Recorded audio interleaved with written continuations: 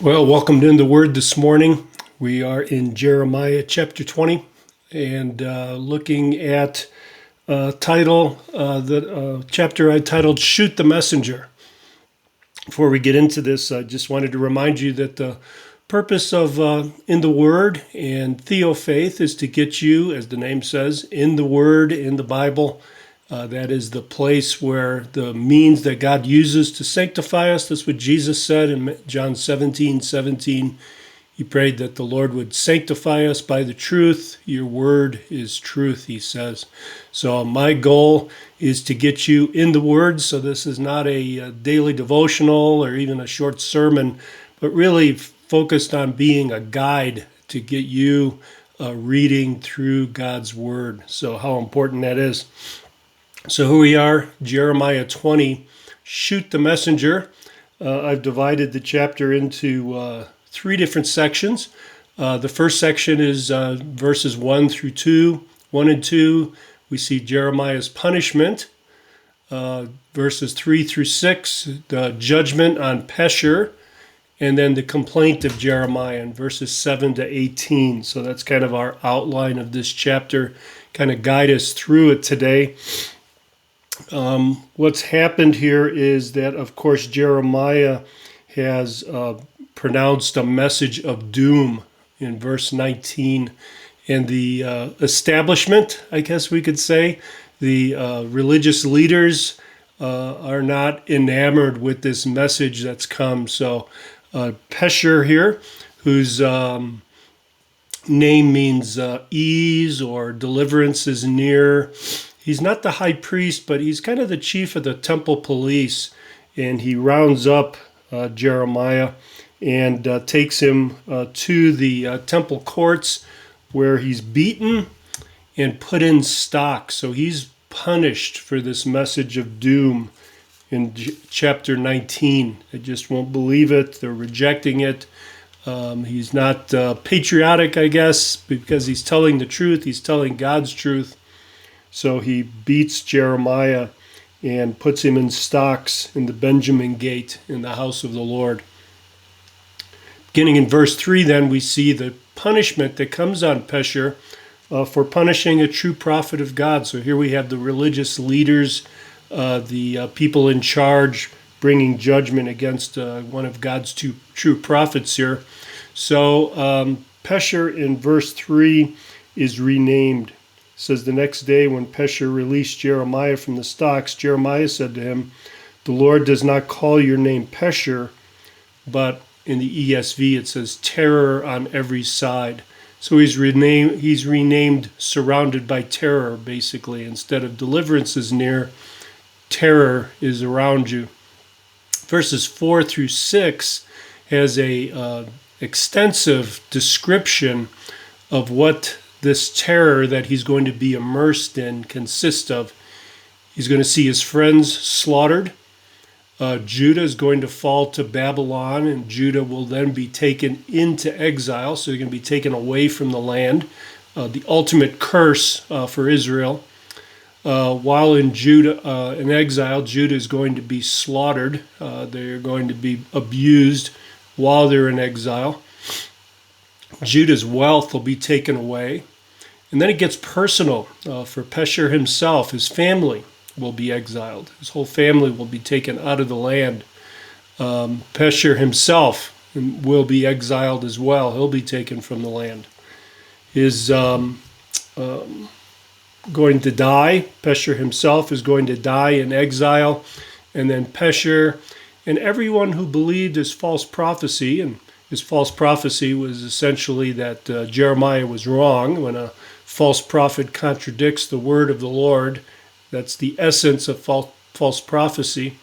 Everyone that believed Peshur's false prophecy are going to die in exile and be buried away from the land. Again, terrible, terrible sort of sentence on a Jew to be buried away from the land that God has given them.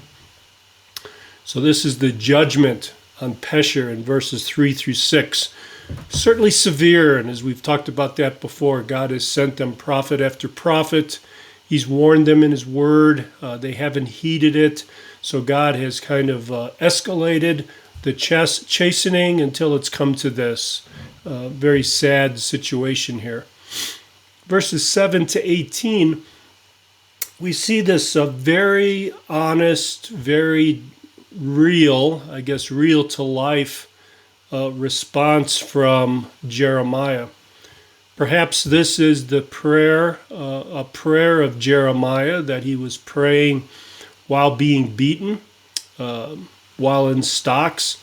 I consider these kind of a long and really heartfelt lament over the abuse that Jeremiah is receiving as God's prophet. So in verses 7 to 8, we see here, let me just read those. O Lord, you have deceived me. I was deceived. You are stronger than I, and you prevailed. I have become a laughing stock all the day. Everyone mocks me. For whenever I speak, I cry out, I shout violence and destruction, for the word of the Lord has become for me a reproach and a derision all day long. So in verses 7 to 8, it's really blaming God here for making him a laughing stock. He's made him widely mocked among the people. He's derided. He's blaming this on God. God has used him. God has put him to work. And sometimes ministry is a thankful task, being God's spokesman to people who don't want to hear it, results in a reaction. And the reaction is often against the faithful person. Excuse me while I get a drink of coffee here. Verses 9 and 10, he now acknowledges that he's really compelled to speak God's word. It burns in his bones. He can't let it in. So despite the fact that everyone around him is against him and deriding him, even his closest friends are plotting against him, he is compelled to speak God's word. He recognizes that. Verse 11 then, he acknowledges God's powerful, enabling presence. Again, how true of us as well, right? We sometimes, if we're in a difficult situation, we lament being in that situation. May ask God, why have you done this? Recognize that, Lord, when we are acting according to God's word, when we're acting in righteousness, we really don't have a choice. We have to do the right thing no matter what. And we acknowledge that God is able to make us do that. He's able to help us, his enabling presence, his powerful presence in our life. And that's what Jeremiah is doing here. Verses 12 through 13, he's confident. We see now a surge of confidence coming through Jeremiah, confident and encouraged. He knows that there's a day of vengeance coming, a day of deliverance where he's going to be vindicated.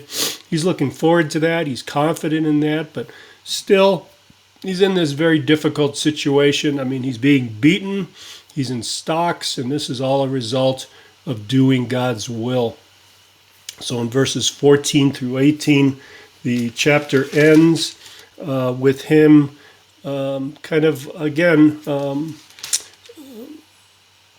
fear, dejection, frustration perhaps, kind of washes over Jeremiah at the end here.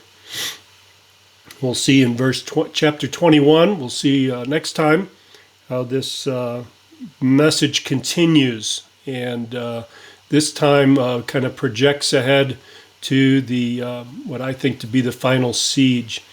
Before we go on, though, before we proceed, let's just pause here a minute and reflect on what this means for us. So this was history of Israel.